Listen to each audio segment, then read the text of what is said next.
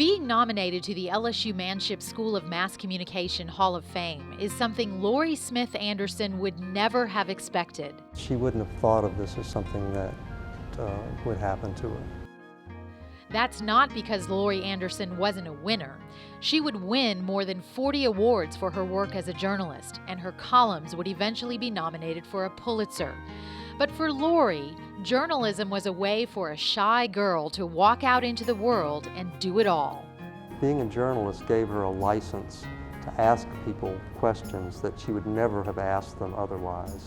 When Laurie graduated from LSU in 1975, she joined the Advocate newspaper that year to work temporarily during the legislative session.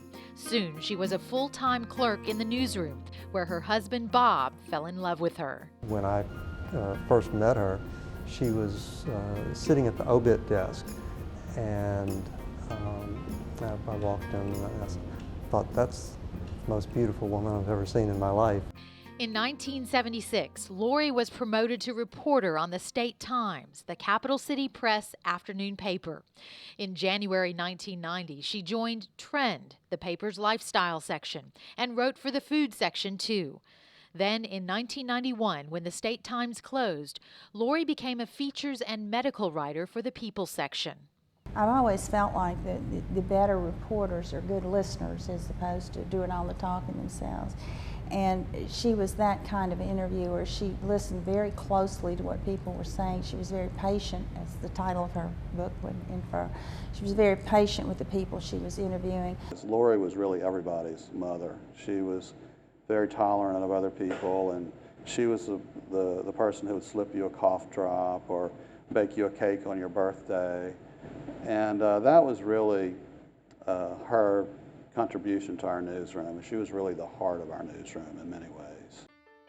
Laurie and her husband Bob would have 2 children, Casey, who would go on to Costa Rica to teach English, and Sarah, who, like her mother, would write, first for the Associated Press and then for nonprofits.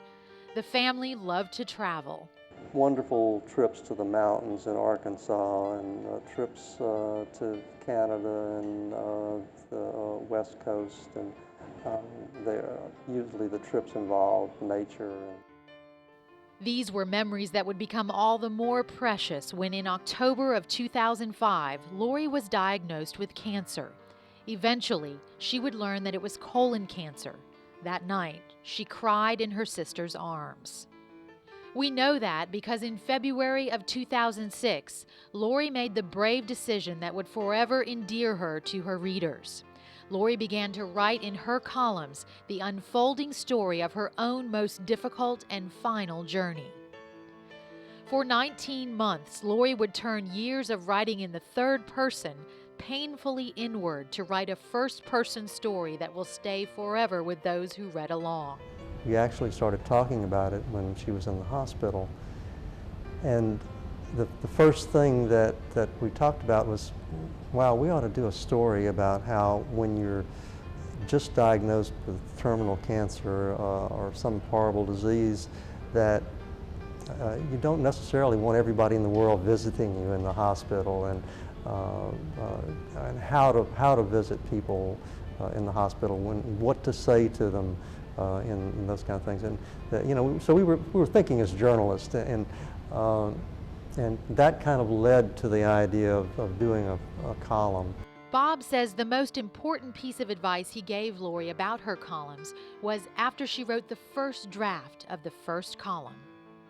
And I handed it back to her and I said, Laurie, if you're not going to tell things as they really are and as you really feel and show the bad along with the good, then this column's not worth writing. From there on, everything was from the heart and everything was totally honest, and what she felt, what she was experiencing every day, and that's what made it really gripping for people, was because they could tell that it was real. Several of her columns ran after I had already retired, and I remember sitting in my kitchen in the morning reading the paper and the tears just dropping on the pages. And of course it moved me because of my personal connection with her, but even if I had not known her, it would have moved me, because I think she had that ultimate talent as a writer, which was to connect with people emotionally.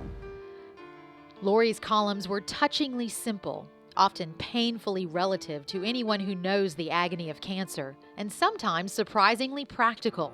She began to see the importance of writing about the little things in her lives, whether it was the birds outside of her window, or we took a trip to the beach and seeing a mother and a little child, and the mother being angry with the little child on the beach, and Laurie thinking about back to when she had little children and how it's so easy to miss the important and sometimes funny moments of having children, and to get so tied up with being the parent.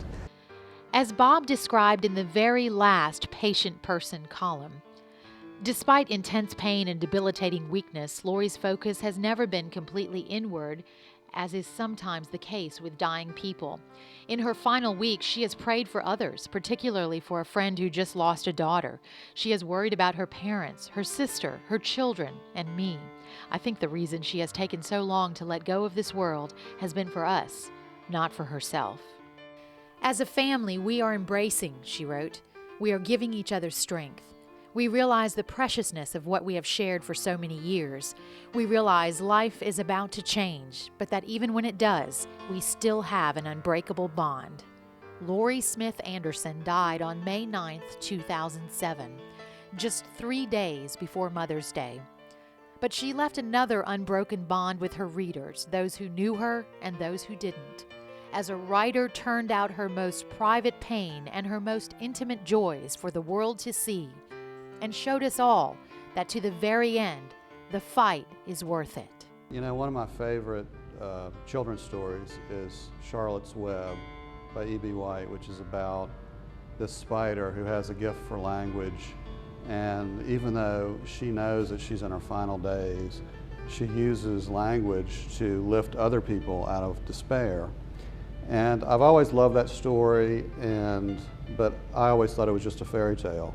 And as I told Laurie in the final months of her life, you know, she was our real Charlotte, because she made a choice whenever she was given a cancer diagnosis to use her final days and to use her gift for language to lift other people out of despair. And I think that's really one of her biggest legacies.